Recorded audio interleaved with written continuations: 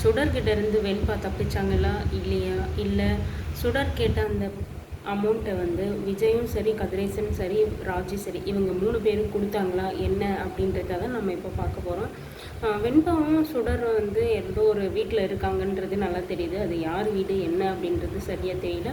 சுடர் வந்து நல்லா ஆழ்ந்த நிலையில் வந்து தூங்கிட்டு இருக்காங்க. அந்த சமயத்தில் தான் வெண்பாக்கு வந்து மயக்கம் வந்து தெளிவடைஞ்சு முழுக்க வந்து எழுந்து பார்த்துட்ருக்காங்க. யாருமே இல்லை போல், சுடர் மட்டும் தூங்கிட்டு இருக்கான், நம்ம இதுதான் வந்து தப்பிக்க வந்து சரியான சான்சஸ் அப்படின்னு சொல்லிட்டு வந்து அங்கேருந்து வந்து கிளம்பி வந்து ரூமை விட்டு வெளியே வராங்க. ஆனால் இது உடனே வந்து சுடர் வந்து முழிப்பு வர்ற மாதிரி காட்டியிருக்காங்க. அது உடனே வந்து தூக்கத்துலேருந்து எழுந்துட்டாங்களா, இல்லை வந்து வெண்பா வந்து தப்பிச்சு போனதுக்கப்புறம் வந்து எழுந்து பார்க்குறாங்களா என்ன அப்படின்னு சொல்லிட்டு நம்ம வெயிட் பண்ணி தான் பார்க்கணும். அப்படி எழுந்து பார்க்கும்போது வெண்பா வந்து வீட்டில் இல்லை, கதவு திறந்துருக்கு அப்படின்னா தப்பிச்சிட்டாங்க அப்படின்னு சொல்லிட்டு வந்து சுடருக்கு வந்து தெரிய வந்துடும். தூங்கினாங்க, இன்னும் கொஞ்சம் நேரம் தூங்கியிருந்தால் வெண்பா வந்து அவங்க கண்ணுக்கு படாமல் கொஞ்சம் தூரம் போயிருப்பாங்க. அட்லீஸ்ட் யார்கிட்டையாச்சும் போயிட்டு ஹெல்ப்புக்காக வந்து ஹெல்ப்பை தேடி இருப்பாங்க. இப்போ வந்து சுடர்கிட்டையே திரும்ப மாட்டிடுவாங்களோ? ஏன்னா வந்து சுடர்கிட்ட ரவுடிங்க நிறைய இருக்காங்க.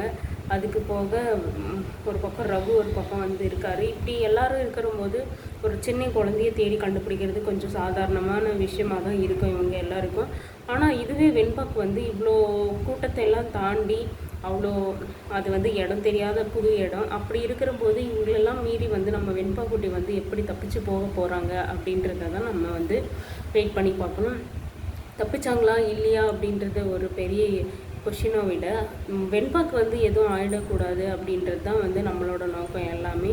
அவங்க கேட்குற பணத்தை கொடுக்கறதுக்கு ஏன் இவ்வளோ லேட் ஆகுது அப்படின்னு சொல்லிட்டு பார்த்தீங்கன்னா, விஜய்கிட்ட அவ்வளோ அமௌண்ட்டு கிடையாது, ரெடி பண்ணி தான் ஆகணும். அதையும் மீறி நமக்கு தெரிஞ்சவங்க போலீஸு இப்படி எல்லாம் வந்து எங்கே போயிட போகிறான் அப்படின்னு சொல்லிட்டு வந்து ஒரு சின்ன இது தான் தேடி கண்டுபிடிச்சிடலாம் அப்படின்றது.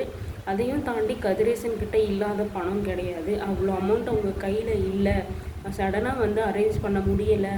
அதாவது அக்கௌண்ட்டில் இருக்குது, இல்லைன்னா வந்து எது மேலேயாவது இருக்குது, சொத்தாக இருக்குது அப்படின்னு சொல்லிட்டு நினச்சா அவள் எது கேட்டாலும் வந்து கொடுத்தாலே வந்து பொண்ணை கொடுத்துருவா அப்படின்னு நினச்சிட்டு இருக்காங்களா என்ன அப்படின்னு சொல்லிட்டு தெரியல. எதுக்காக வந்து கதிரேசன் வந்து இன்னமும் டிலே பண்ணிகிட்ருக்காரு அப்படின்றது தான் நமக்கும் புரியல. அவன் கேட்குற அமௌண்ட்டை தாண்டியும் வந்து கதிரேசன் வந்து லட்சாதிபதி கோடீஸ்வரர் அப்படின்றது வந்து அவங்களுக்கே நல்லா தெரியும். அப்படி இருந்தும் வந்து வெறும் 50 லட்சம் வந்து டிமாண்ட் பண்ணியிருக்காளே சுடர் அப்படின்றது அதையும் கொஞ்சம் யோசிக்க வேண்டிய விஷயமா இருக்குது. இது எல்லாத்தையும் தாண்டி வந்து ராஜேஸ்வரி கிட்ட பணம் கேட்டது தாங்க ரொம்ப சந்தோஷமாக இருக்குது. ஏன்னா வந்து கூட்டு சேர்ந்துட்டு நல்லா 2 பேரும் வந்து மல்லியை வந்து டார்ச்சர் பண்ணிங்கல்ல, இப்போ உனக்கு தேவை தான் ராஜி அப்படின்னு சொல்லிட்டு ராஜியை பார்த்து சிரிக்கணும் போல் இருக்குது. எவ்வளவோ வந்து ரேணுகான்ற பேரில் இருக்கா அப்படின்னு சொல்லிட்டு ரொம்ப சந்தோஷப்பட்டீங்க. இவன் நமக்கு ஹெல்ப் பண்ணுவான், நமக்கு உதவியாக இருப்பா அப்படின்னு சொல்லிட்டு எல்லாரையும் வச்சு ஒருத்தர் விரட்டி விட்டுட்டு அந்த இடத்துக்கு ரஞ்சிதாவை உட்கார வைக்கணும் அப்படின்றது இவங்களோட பெரிய ஆசை. இப்போ வந்து இது எல்லாமே வந்து சுடராக இருக்கிற ரேணுகாவுக்கு வந்து எல்லாமே தெரிஞ்சு போச்சு.